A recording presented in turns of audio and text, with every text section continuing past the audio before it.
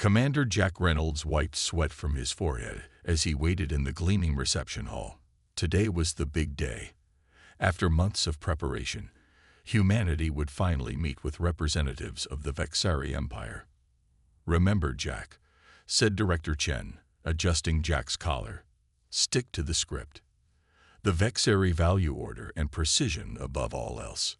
Jack nodded, though exhaustion clouded his mind. For weeks, he had memorized hundreds of Vexari customs and protocols. His eyes burned from lack of sleep. "The delegation should arrive any minute," said Chen, checking her watch. "Just their junior diplomats today. We meet the senior council next week." Suddenly, alarms blared throughout the station. Red lights flashed as crew members rushed to their stations. "What's happening?" Jack asked, heart pounding. A young officer burst into the room. "Director, Commander, it's not the delegation. It's the Queen herself. Queen Zarleth's royal ship just entered our space." Chen's face went pale. "That's impossible. The Queen never leaves the Imperial homeworld." "Well, she has now, and she's requesting immediate docking." The next 30 minutes passed in a blur. Jack watched in awe as the magnificent royal vessel connected to their humble space station. The ship was like nothing humans had built, crystalline structures that seemed to flow and change colors, technology centuries beyond Earth's capabilities. When the airlock doors opened, Jack's breath caught in his throat. Queen Zarleth stood nearly 8 feet tall. Her exoskeleton shimmered with iridescent colors that shifted like oil on water. 6 slender arms moved with perfect grace, and her large, multifaceted eyes took in the human delegation with what Jack could only guess was curiosity. Behind her stood 20 royal guards, each holding weapons that hummed with strange energy. Director Chen stepped forward and began the carefully rehearsed greeting. "Your most exalted Majesty, we are deeply honored by your unexpected presence. May the stars shine favorably upon this historic meeting between our peoples." Jack's translator device buzzed against his ear. The Queen was speaking, her voice like musical chimes. "The Vexari Empire acknowledges Earth and its colonies," his device translated. "We observe your adherence to proper formalities." It was time for Jack's part. He was supposed to invite the royal party to the formal diplomatic banquet hall, where food displays, not for eating, had been arranged according to Vexari custom. Jack stepped forward and bowed precisely as practiced. But as he straightened, his translator glitched, showing 3 different phrasings of his next line. Exhaustion made him stumble over his words. "Your Majesty," he said, "would you go out to dinner with me?" The room went deadly silent. Director Chen looked like she might faint. The royal guards shifted their weapons. Jack realized his terrible mistake.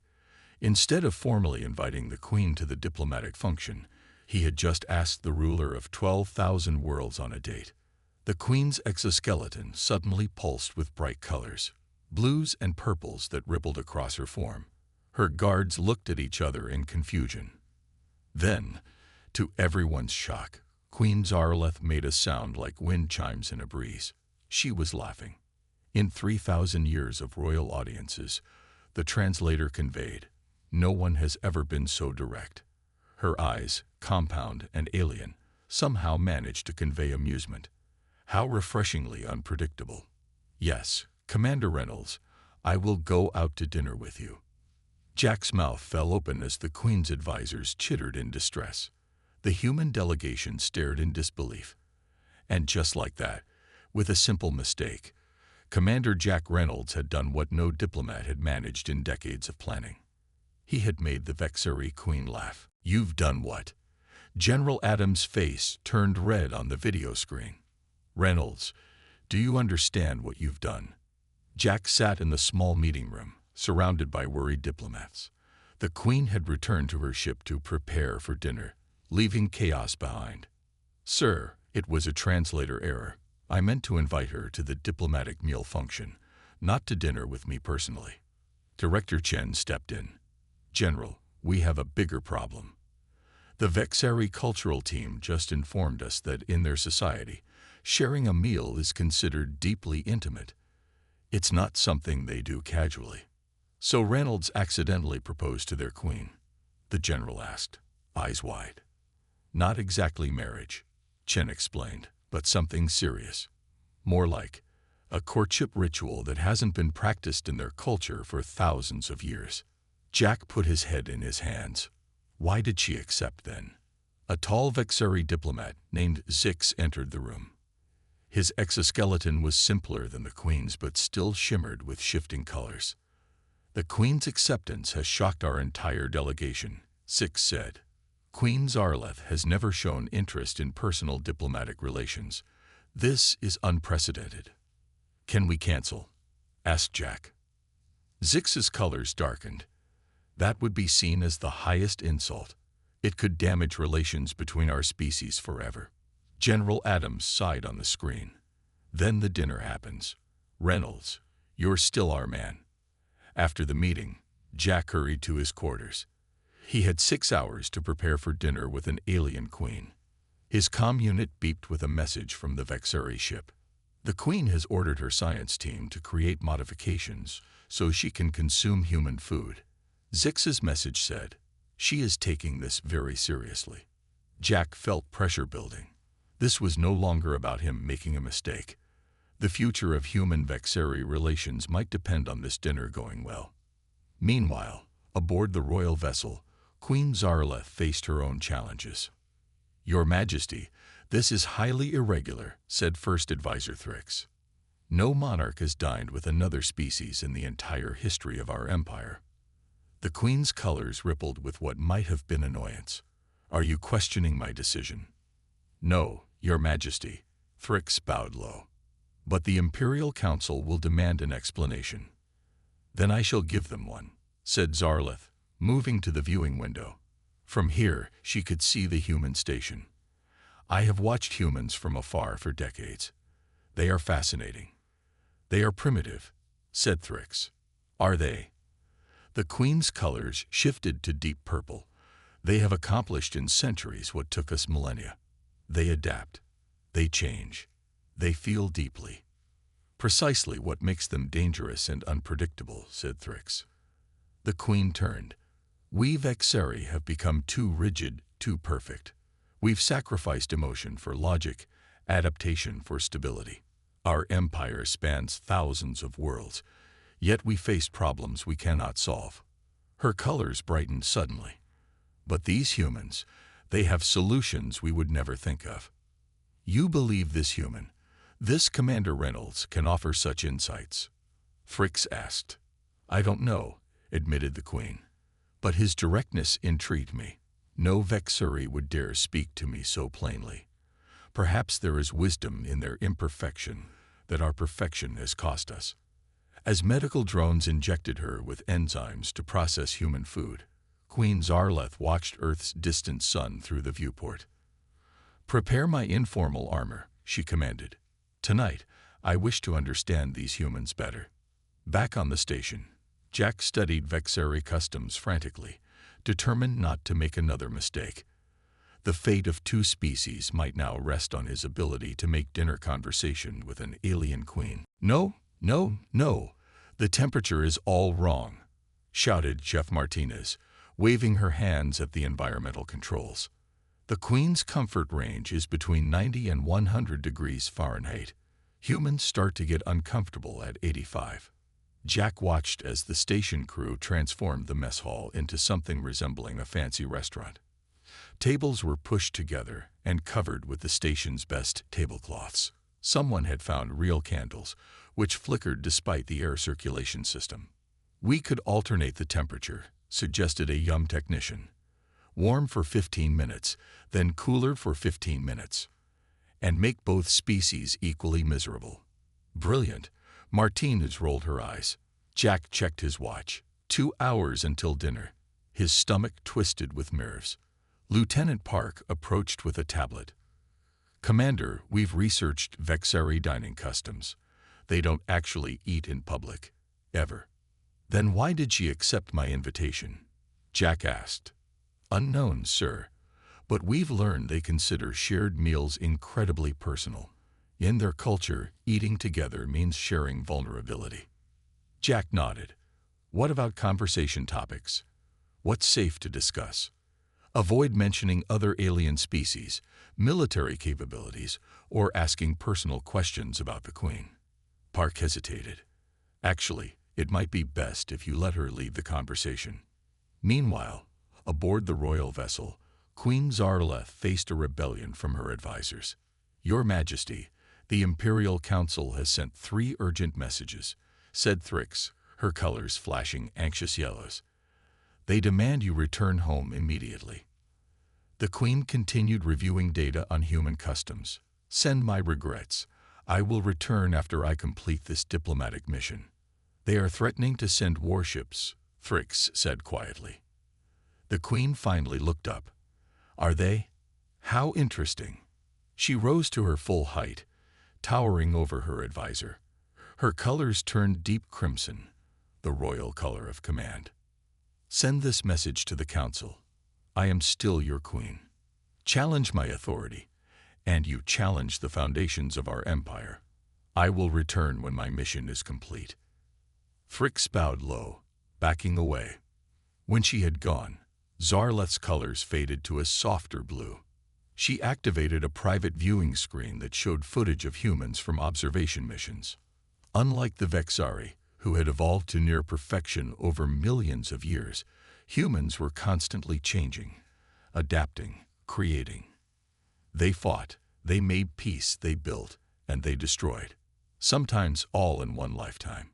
They were chaos incarnate compared to the ordered Vexari. And somewhere in that chaos was the solution to the Vexari's greatest problem, one her advisors didn't even know existed. The Queen touched a hidden compartment in her exoskeleton, revealing a small vial of milky fluid. The genetic stability that had made the Vexari dominant was now slowly killing them. Their perfect evolution had stopped evolving. Within 10 generations, the mighty Vexari Empire would collapse from within. Your Majesty, her personal guard announced, your modified digestive enzymes are ready. Zarleth closed the compartment. And my informal armor. Prepared as requested. Though I must advise against removing your ceremonial protection in the presence of aliens. Your concern is noted, she said. Now leave me. I must prepare. Back on the station, Jack tried on his dress uniform for the 3rd time. You look fine, assured Director Chen. Just remember, this is no longer about you. Every human in the galaxy is counting on this dinner going well. No pressure, Jack muttered, straightening his collar. The station's alert system chimed. Vexari Royal Shuttle requesting docking clearance. Jack took a deep breath. Well, here we go. Time to have dinner with an alien queen. Jack stood nervously at the entrance to the mess hall, now barely recognizable with its makeshift decorations. The station's lights had been dimmed to create what he hoped was a pleasant atmosphere. The airlock door slid open, and Queen Zarleth entered, flanked by 4 guards. Her iridescent exoskeleton now glowed with subtle blue patterns rather than the bright royal colors from earlier. She looked less formal, somehow. Your Majesty, Jack bowed. Thank you for honoring us with your presence. The Queen's head tilted slightly. Commander Reynolds, I have been looking forward to this dinner. They walked to the table, where 2 very different place settings waited. For Jack, standard human utensils. For the Queen, strange crystalline tools that her staff had provided. Please sit, Jack said, then winced. Was he allowed to invite the Queen to sit? To his relief, she gracefully lowered herself onto the specially reinforced chair. The room was uncomfortably warm for Jack, but he had been warned the temperature was still cool for Vexari standards. Sweat beaded on his forehead. 2 servers brought out the first course. For Jack, a simple salad. For the Queen, a strange glowing paste that pulsed slightly. This is interesting, said the Queen, studying the human food on Jack's plate. Your species consumes plant matter directly. Yes, Your Majesty, we eat both plants and animals. Fascinating. Vexari evolved beyond such inefficient methods millennia ago. Our nutrient pastes contain everything we need. An awkward silence fell. Jack scrambled for something to say. The paste. Does it taste good? The Queen made a musical sound that might have been laughter. Taste. We engineered such primitive sensations away generations ago. Nutrition is about efficiency, not pleasure. Jack nodded, feeling increasingly uncomfortable. This was going poorly. Suddenly, a loud bang echoed through the room as the environmental system malfunctioned. Cold air blasted from the vents, dropping the temperature rapidly. The Queen's guards moved forward, but she raised a hand to stop them. Her exoskeleton, however, began to dull in color. "I apologize, Your Majesty," Jack said, standing quickly. "Our systems are failing."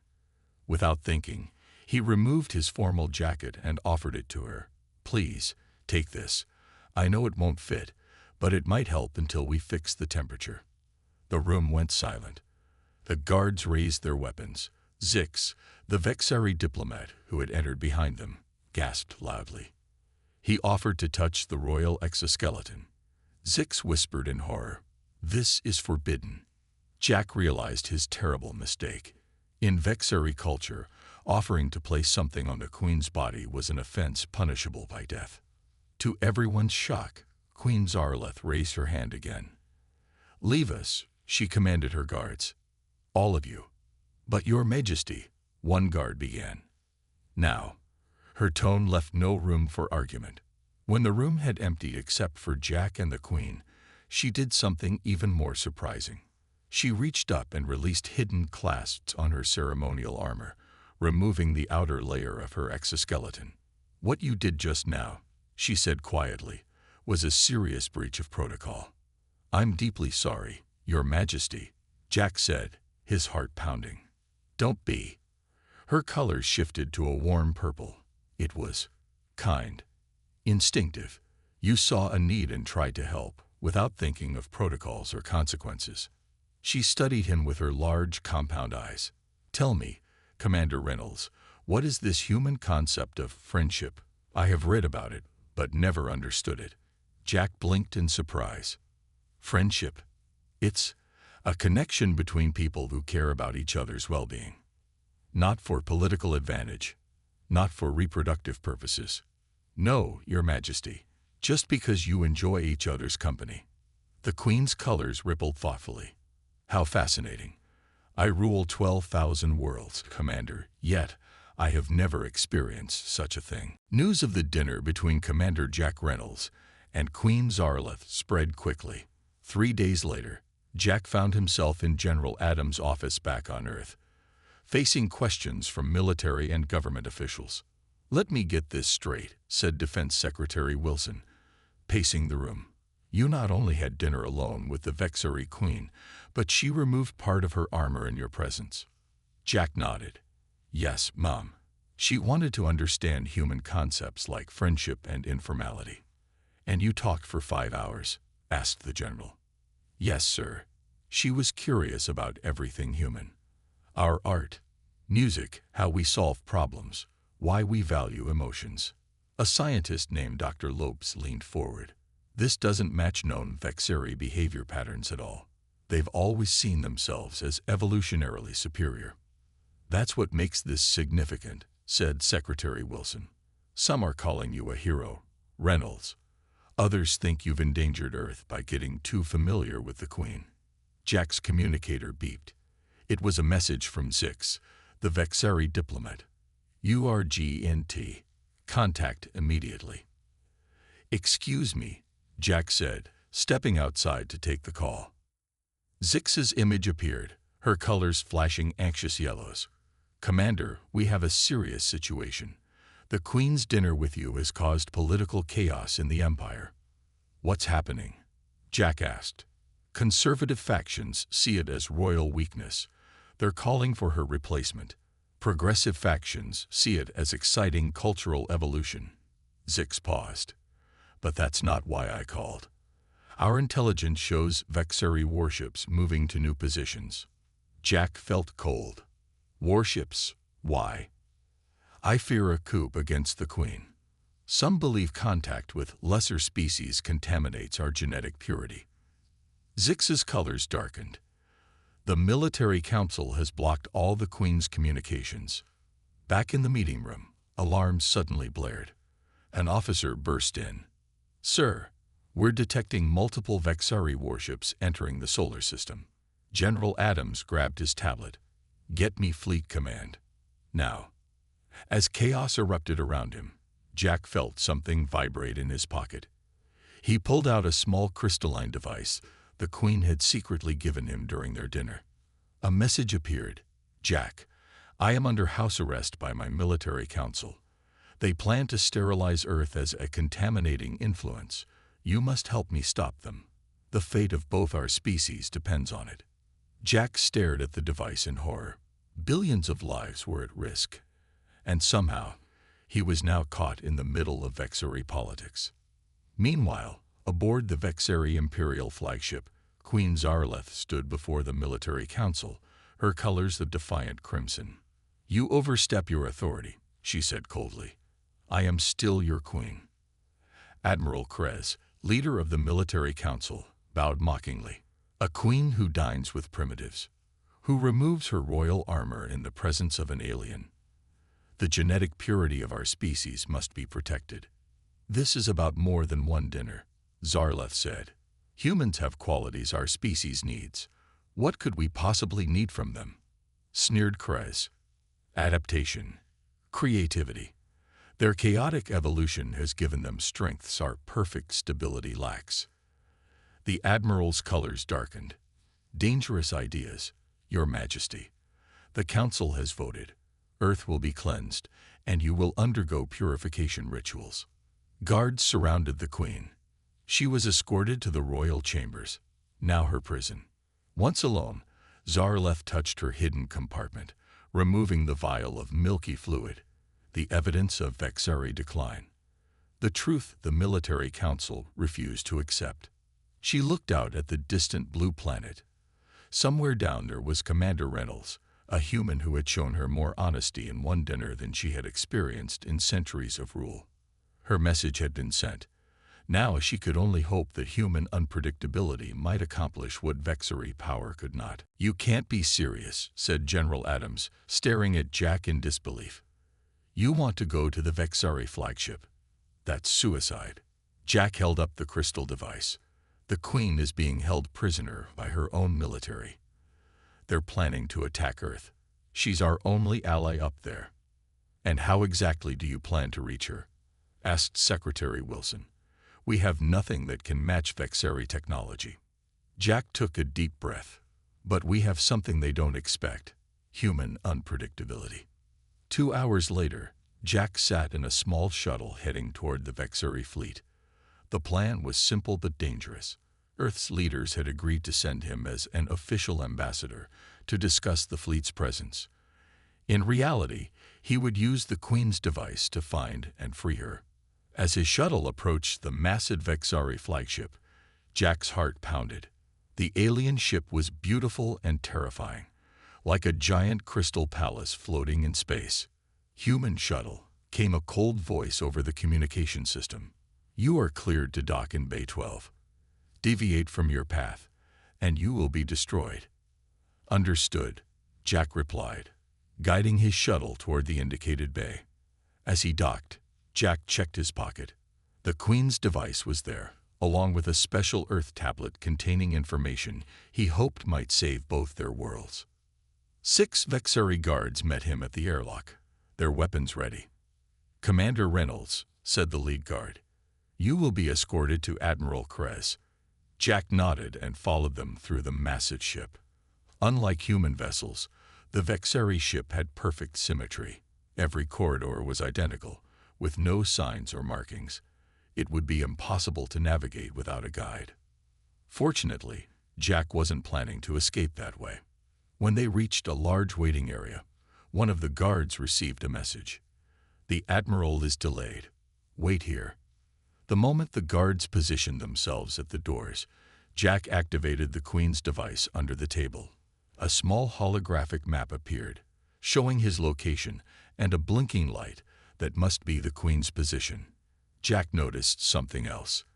The guards stood perfectly still, never shifting position. Their programming was completely rigid. They expected perfect obedience, because that's how Vexari behaved. He dropped his tablet on the floor. When he bent to pick it up, he pressed a small button on his collar. Suddenly, every light on the ship flickered. The guards looked up in confusion. Human devices often interfere with systems they're not compatible with, Jack said innocently.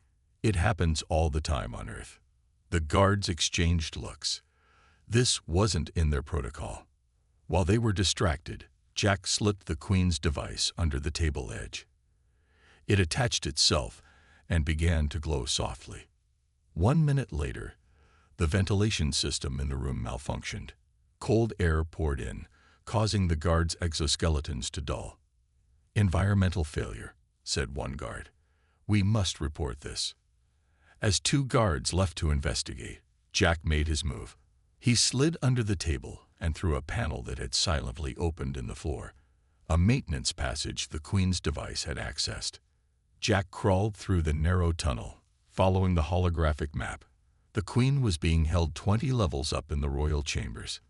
Meanwhile, in her luxurious prison, Queen Zarleth sat motionless. Her colors had faded to a dull gray, a sign of Vexari distress. She was deliberately allowing her biological systems to fail, a form of protest against her confinement. A small alert chimed from her hidden device. A human life sign was moving through the ship's maintenance system. Against all odds, Commander Reynolds had come. Her colors brightened slightly. Perhaps there was still hope. Using the last of her strength, she began preparing for his arrival. What she had in mind would shock the entire Vexari Empire, if they survived. Jack emerged from the maintenance tunnel into a small storage room. According to the Queen's device, her chambers were just down the corridor. 2 guards stood at the door. He checked his tablet one last time. The information Earth scientists had gathered about Vexari biology might be their only hope. He just needed to reach the Queen. Jack looked around the storage room and found several containers of cleaning fluid. Perfect. Moments later, alarms blared as smoke poured from under the storage room door. The guards rushed to investigate, weapons ready. Jack slipped out the other side of the room through a panel he had loosened.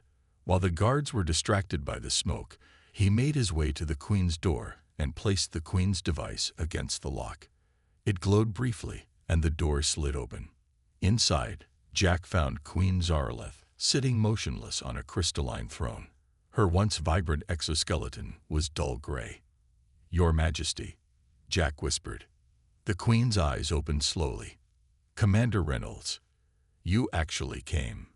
Her voice was weak. "What's happening to you?" he asked, moving closer. "Vexari can control our biological systems. I am shutting mine down in protest." Her colors flickered faintly. "The military council cannot kill a human planet if their queen dies while they do it. It would destroy their legitimacy." Jack knelt beside her. "You're willing to die to save Earth." "To save both our species," she said. "But now that you're here, perhaps there's another way." She slowly stood, her tall form unsteady. "We must reach the ship's communication center. We can broadcast to the entire Empire." "What will we tell them?" Jack asked. "The truth." The Queen touched her hidden compartment and removed the vial of milky fluid. "This is what the military council fears, evidence of Vexari decline." Jack helped the Queen move toward a hidden door at the back of her chambers.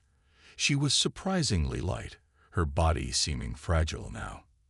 "For millennia, we believed our evolution was perfect," she explained as they walked through the secret passage. "But we've stopped adapting. Our genetic uniformity has become a weakness." Jack nodded. "That's why you were interested in humans.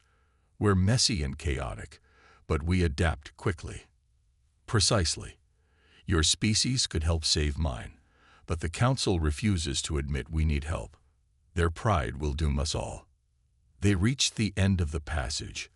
Emerging near the ship's central communication hub, guards were everywhere. "We'll never get through," Jack whispered. The Queen's colors suddenly brightened. "We don't need to." She pointed to a small panel on the wall. "That's a direct link to the emergency broadcast system. One message, ship-wide." Jack connected his tablet to the panel, while the Queen created a distraction by releasing stored energy from her exoskeleton, causing lights to flicker throughout the corridor. As guards rushed to investigate, Jack activated the broadcast. The Queen's voice, strengthened by renewed purpose, echoed throughout the ship. "People of the Vexeri Empire, your Queen speaks. I have not been corrupted. I have been enlightened." Throughout the ship, Vexeri stopped to listen. On screens across the vessel, the Queen's image appeared, with Jack standing beside her. "For too long, we have believed ourselves perfect, superior to all other life. But perfection has become stagnation. Evolution requires adaptation, and we have forgotten how to change." She held up the vial. "This is our future if we continue on our current path. Genetic decline, extinction within 9 generations." Gasps echoed through the ship as the Queen's words reached every Vexeri. "But there is hope," she continued, gesturing to Jack. "Humanity's primitive evolutionary path has given them strengths we lack. Their chaos contains solutions our order cannot see." As she spoke, Admiral Krez and a squad of guards burst into the corridor, weapons raised. "Silence the Queen," the Admiral ordered, but no one moved. The guards looked at each other, then at their Queen and the human beside her. For the first time in Vexeri history, they hesitated to follow an order. A revolution of perspective had begun. 1 year later, Commander Jack Reynolds adjusted his new formal uniform as he prepared to enter the grand meeting hall on the Vexeri homeworld. Today marked the official signing of the Human-Vexeri Alliance Treaty. "Nervous?" asked Director Chen, now Earth's ambassador to the Vexeri. "A little," Jack admitted. "It's not every day you attend a ceremony that changes the course of 2 civilizations." The massive crystal doors slid open, revealing a hall filled with both humans and Vexeri. The 2 species stood side by side, something unimaginable just 1 year ago. At the far end of the hall sat Queen Zarleth, her exoskeleton once again vibrant with royal colors. When she saw Jack, her colors rippled with what he now recognized as pleasure. Jack walked forward and bowed. "Your Majesty." "Commander Reynolds," she said, her voice musical. "Or should I say Ambassador Reynolds?" Jack smiled at his new title. After the events on the flagship, Earth had appointed him as Special Ambassador to the Vexeri. The Queen stood. "Today we formalize what began with a simple question. Would you go out to dinner with me?" Laughter rippled through the crowd, a sound once rare among the Vexari, but now becoming more common. "Few know how close our worlds came to war," the Queen continued, "or how a diplomatic mistake changed everything." She gestured to a display showing the combined work of human and Vexeri scientists. The genetic decline that had threatened Vexeri survival was being reversed through careful introduction of human adaptive traits. "The Vexeri offer technological advancement," said the Queen. "Humans offer biological innovation and cultural adaptability. Together, we are stronger than either could be alone." Jack stepped forward to sign the treaty alongside the Queen. As they did, applause filled the hall. Later, at the celebration dinner, now a common practice between the 2 species, Jack found himself alone with the Queen in a quiet corner. "I've always wondered," he said, "why did you accept my accidental dinner invitation that first day? You couldn't have known where it would lead." The Queen's colors shifted to a thoughtful blue. "Actually, I did plan our meeting, though not exactly as it happened." Jack looked surprised. "What do you mean?" "For years, I had been watching humans, fascinated by your adaptive problem-solving. When I learned Earth was sending a diplomatic team, I studied all of you." Her colors rippled. "You interested me most. A human who relied on instinct as much as protocol." "You planned for me to invite you to dinner?" Jack asked, amazed. "Not exactly, but I arranged for my unexpected arrival and for your translator to malfunction." She made the chiming sound of Vexeri laughter. I needed to see how you would react under pressure. Would you follow protocol blindly like a Vexari, or adapt creatively like a human? And I failed completely by asking you to dinner, Jack said, shaking his head. No, the Queen corrected. You succeeded brilliantly. You showed genuine human adaptability. Exactly what I was looking for. Jack realized the truth. You knew your species needed help even then. Yes, but I needed proof that humans were truly different. Her colors softened. What I didn't expect was to find a friend. Around them, humans and Vexari mingled, sharing ideas and stories. Children from Earth played games with young Vexari, teaching each other their ways. Jack raised his glass to unexpected reactions.